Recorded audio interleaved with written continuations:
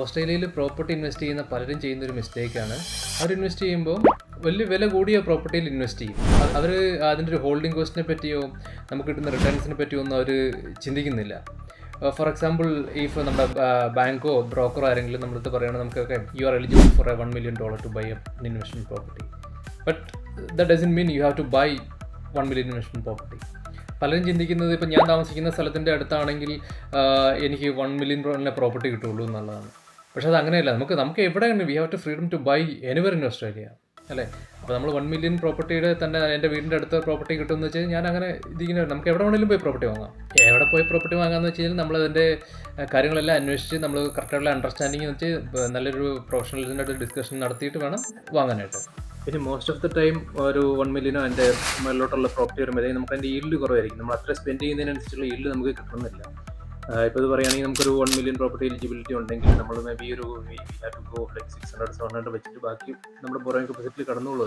അത് പിന്നീട് എപ്പോഴും ബോറോയിങ് കപ്പാസിറ്റി ഉണ്ടാകുമ്പോൾ നമുക്ക് അടുത്തൊരു പ്രോപ്പർട്ടിയിലോട്ട് നമുക്ക് ഇൻവെസ്റ്റ് ചെയ്യാം. അപ്പോൾ 600,000 വാങ്ങിക്കഴിഞ്ഞാൽ മേ ബി നമുക്കൊരു 4.5 to 5% ഈൽഡ് കിട്ടും. നമ്മളൊരു $1 million അല്ലെങ്കിൽ അതിന് മുകളിലുള്ള പ്രോപ്പർട്ടി വാങ്ങിക്കഴിഞ്ഞാൽ ചിലപ്പോൾ ഒരു 2.5 ഒക്കെ ഈൽഡ് കിട്ടുള്ളൂ. അപ്പോൾ അത്രയും നാളെ നമ്മളത് ഹോൾഡ് ചെയ്യേണ്ടത് ഒരു കോസ്റ്റ് നമ്മൾ എപ്പോഴും കൺസിഡർ ചെയ്യണം. അപ്പോൾ ഞാനെപ്പോഴും എൻ്റെ അടുത്ത് വരുന്ന ക്ലയൻസിൻ്റെ അടുത്ത് എല്ലായിടത്തും പറയുന്നത് എന്താണെന്ന് വെച്ച് കഴിഞ്ഞാൽ നമ്മളൊരു പ്രോപ്പർട്ടി വാങ്ങുമ്പോൾ അതെല്ലാം ഒരു ബാലൻസ്ഡ് ആയിരിക്കണം. അല്ലെങ്കിൽ ക്യാപിറ്റൽ ഗ്രോത്ത് നമുക്ക് കിട്ടണം, അതിൻ്റെ കൂടെ തന്നെ റെൻ്റൽ ഈൽഡ് ആവശ്യത്തിനുണ്ടായിരിക്കണം, പിന്നെ അത് നല്ല സബർബിലായിരിക്കണം.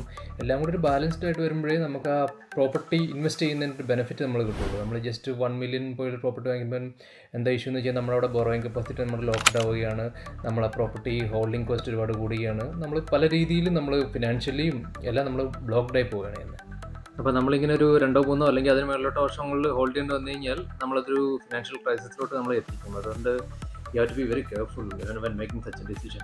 അപ്പം ഓസ്ട്രേലിയയിൽ പ്രോപ്പർട്ടി ഇൻവെസ്റ്റ് ചെയ്യാൻ ആഗ്രഹിക്കുന്ന ആരെങ്കിലും ഉണ്ടെങ്കിൽ, അതിനൊക്കെ എന്തെങ്കിലും ഡൗട്ട്സോ കാര്യങ്ങളോ എന്തെങ്കിലും ഉണ്ടെങ്കിൽ ജസ്റ്റ് ക്ലയൻസ് ആവണമെന്നൊന്നുമില്ല, ജസ്റ്റ് അവർക്കൊരു എന്നെ DM ചെയ്യുക, നമുക്ക് സംസാരിക്കാം. Okay, all good, happy investing.